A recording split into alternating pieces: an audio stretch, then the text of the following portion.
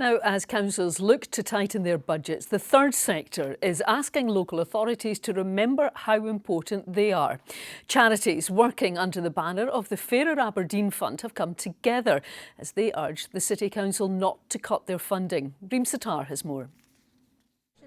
8 years ago, Kerry Gavin was an unemployed single mother of 3. She struggled for money and to keep full-time work. Her 2 sons both have additional needs.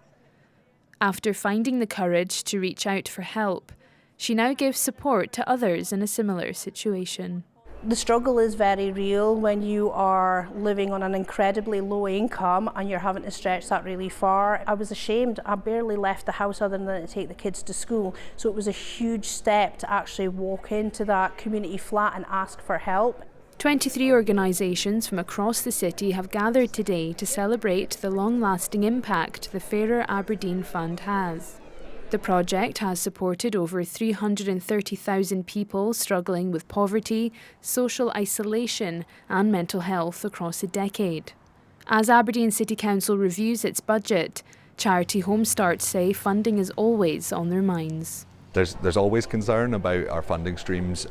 Nothing's ever certain, but I hope that today goes some way towards demonstrating all of the good reasons why it should continue. The biggest thing that families tell us is that they feel isolated in their communities, financial hardship, and unfortunately we're seeing increases in domestic violence as well.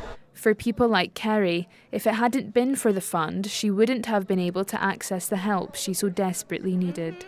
Fairer Aberdeen funding supports a lot of projects that actually work really closely and very well together to deliver services that genuinely have a huge and beneficial impact on people's lives. I am living proof of that. Today was all about showcasing the work charities do in local communities.